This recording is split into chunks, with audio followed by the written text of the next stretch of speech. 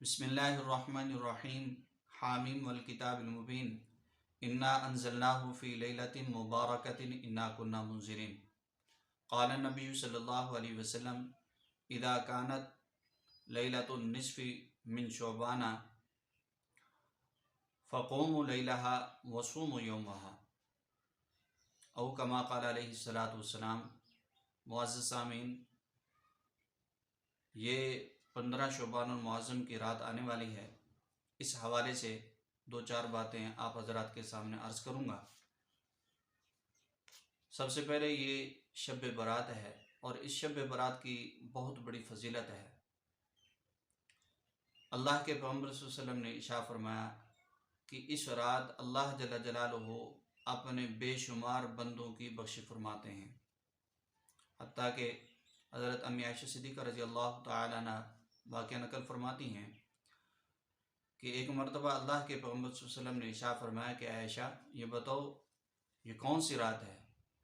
تو میں نے عرض کی کہ اللہ کے رسول، اللہ اور اس کے رسول ہی جانتے ہیں۔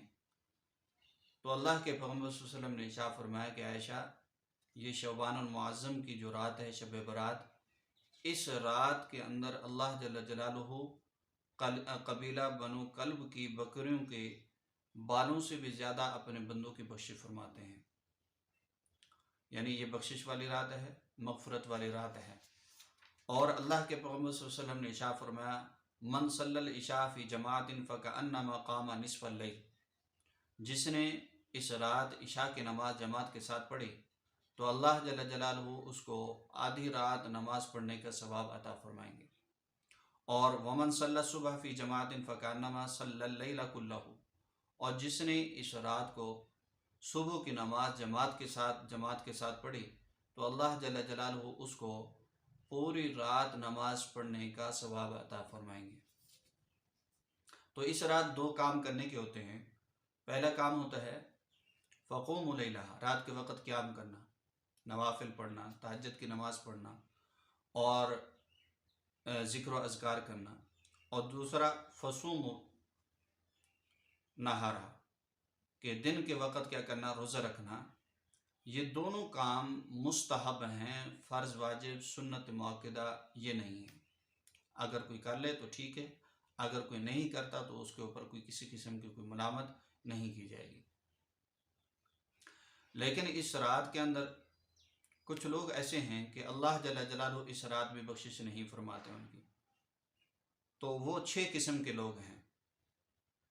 اللہ کے پیغمبر صلی اللہ علیہ وسلم نے ارشاد فرمایا پہلا وہ انسان جو شرابی ہو، جو شراب کو حلال سمجھتا ہو، شراب پیتا ہو اور شراب پینے کے بعد اللہ جل جلالہ سے توبہ استغفار نہیں کرتا تو اللہ جل جلالہ ایسی انسان کی بخشش نہیں فرماتے۔ ہاں اگر وہ توبہ استغفار کر لے تو اللہ جل جلالہ اس کی بخشش فرما دیتے ہیں۔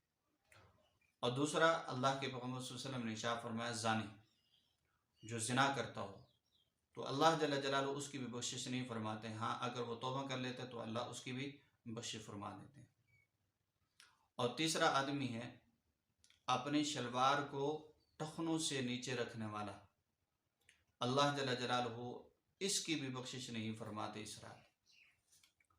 اور چوتھا آدمی ہے جو دل کے اندر کسی مسلمان کے بارے میں کینہ رکھنے والا ہو تو اللہ جل جلالہ ایسے آدمی کی بھی بخشش نہیں فرماتے، بشرطے کہ وہ انسان توبہ استغفار کر لے تو پھر اس کے بعد اللہ اس کی بخشش فرما دیتے ہیں۔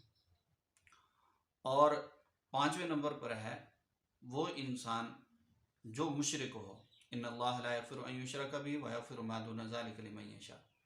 اللہ جل جلالہ ارشاد فرماتے ہیں کہ میں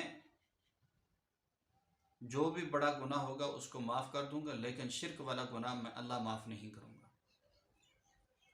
اور چھٹا آدمی ہے کہ چوری کرنے والا، ڈکیٹی کرنے والا، والدین کا نافرمان، یہ بھی اس چیز کے اندر آ جاتا ہے کہ والدین کے نافرمان کی بھی اللہ جل جلالہ اس رات بخشش نہیں فرماتے۔ تو یہ بہت بڑی افسوس کی بات ہے کہ اتنا بڑی فضیلت والی رات کے ہونے کے باوجود یہ بہت ہی بخشش والی رات ہے، برکت والی رات ہے، رحمت والی رات ہے، نجات والی رات ہے، کہ اس کے اندر بھی انسان کی بخشش نہ ہو بہت بڑے افسوس کی بات ہے۔ تو اس لیے جو شریعت نے جو ہمیں کام کرنے کے کہے ہیں، حکم دیا شریعت نے، وہ ہمیں کام کرنے چاہیے، اور ان کے علاوہ کوئی بھی کام نہیں کرنا چاہیے۔ نہ اس کے اندر پٹاخے بجانے چاہیے، اور نہ اس کے اندر آتش بازی کرنی چاہیے، اور اس کے اندر کسی قسم کا کوئی ناجائز کام نہیں کرنا چاہیے، بلکہ انسان کو اللہ جل جلالہ کے سامنے گڑ گڑانا چاہیے، توبہ استغفار کرنی چاہیے، اور اللہ جل جلالہ کو راضی کرنا چاہیے۔ اللہ عمل کی توفیق عطا فرمائے۔